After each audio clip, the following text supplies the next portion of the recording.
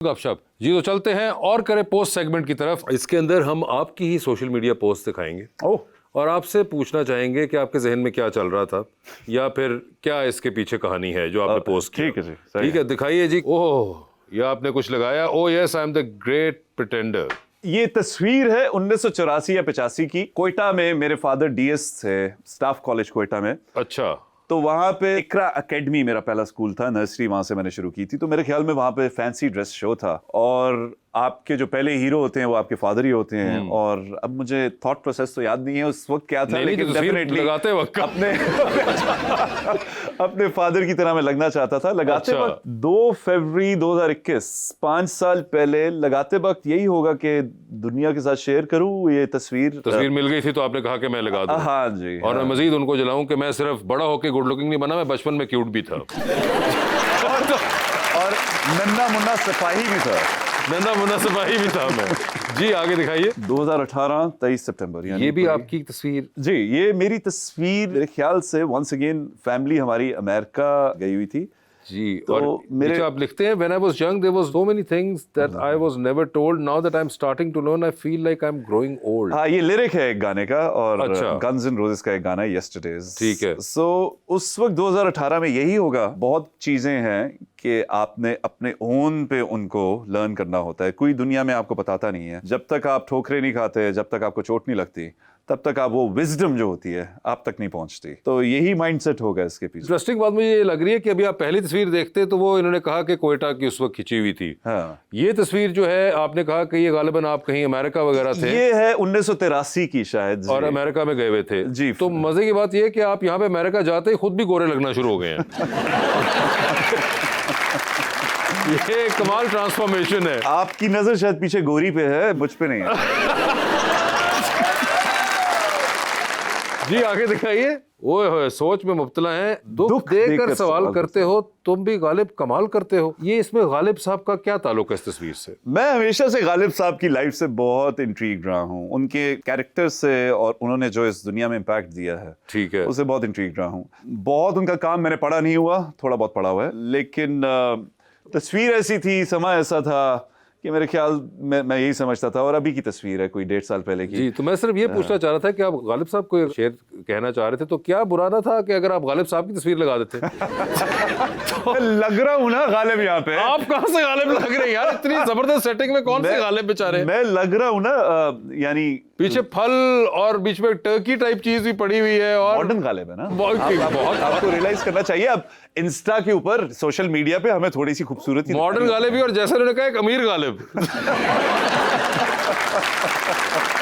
जी आगे दिखाइए। I ain't Superman but I can fly. ये 2024 यानी कोई ज्यादा पुरानी नहीं है। ये जो होते रहते हैं BCW टाइप चीजें होती रहती हैं। एक ब्रांड जो है उसके लिए मैं वो कर रहा था जो आखिर में आते हो आप और तालियां पीटी जाती हैं। वैसे एक चीज, क्योंकि हमें तो कभी मौका नहीं मिला भाई, तो आप सुपर मॉडल आदमी हैं तो आपसे पूछ सकते हैं कि जो आप लोग शो स्टॉपर के तौर पे कपड़े पहनते हैं जैसा कि ये, तो ये आप लोग रख लेते हैं या वापस कर देते हैं? मैंने नहीं रखे ये लास्ट कोई 3-4 साल में जो शो स्टॉपिंग की है मैंने, लेकिन अगर आप उनसे रिक्वेस्ट करो तो आई एम श्योर। मगर आप अगर ये रख भी लें तो आप ये कहाँ पहनेंगे? हाँ, ये है कोई रॉक वीडियो अगर बनेगी तो उसमें ही इसका कोई आएगा। वैसे तो ऐसे पहन के तो नहीं निकल सकते आप ये बाहर, मतलब ईद पे भी नहीं पहन सकते। मैं ईद लुक के तौर पे इसको अपलोड करें तो बहुत जबरदस्त रिएक्शन आएगा आगे हाँ से। जी, यहाँ पे खून खवार दरिंदा यानी जी। ओए होए होए, द एविएटर। सर ये क्या है? ये प्लीज बताइए हमें ये इस तस्वीर। ये मैं इस्तांबुल एक कमर्शियल करने गया था, एक रियल एस्टेट का कमर्शियल था।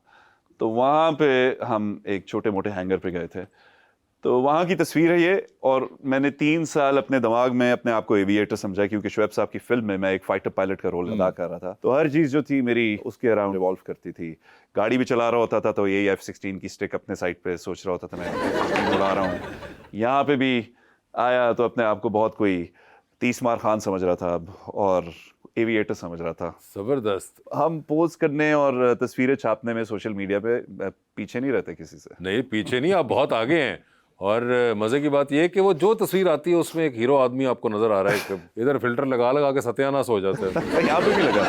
नहीं सर नहीं, वो लग नहीं रहा जो लगा हुआ है। मगर मुझे बताइए वो जो आपकी फिल्म थी is it going to come out और इज इट कंप्लीटेड? कंप्लीट हो गई डेफिनेटली, लेकिन शोएब साहब भी उसके बारे में कोई ऑफिशियल स्टेटमेंट दे तो बेहतर होगा। मैं समझता हूं कि कुछ चीजों के जो एक्शन होते हैं वो ज्यादा लाउडली उसको रिप्रेजेंट करते हैं इंस्टेड ऑफ सेइंग मैं कुछ कहूं। मगर कंप्लीट तो हो गई थी ना? जी कंप्लीट तो हो गई थी, ठीक है, as long as that was there. जी आगे दिखाएं। ये आप दोनों की तस्वीर आ गई है, London summit, Mustafa and Adeel meeting after 1 year of conflict. हाँ जी, ये अभी की तस्वीर है, अभी कोई 3-4 महीने पहले की लंदन में। अच्छा, कोइंसिडेंटली फहद भी वहां पे थे और मैं भी वहां पे था। तो फहद तो अपने पैसों पे गए होंगे, अदील किसके पैसों पे गया था? उन्होंने तो पैसा बना लिया था ड्रामे के अंदर। फहद भी किसी या लंदन स्लिप हो चुके थे आप इन सारे कारनामों के बाद।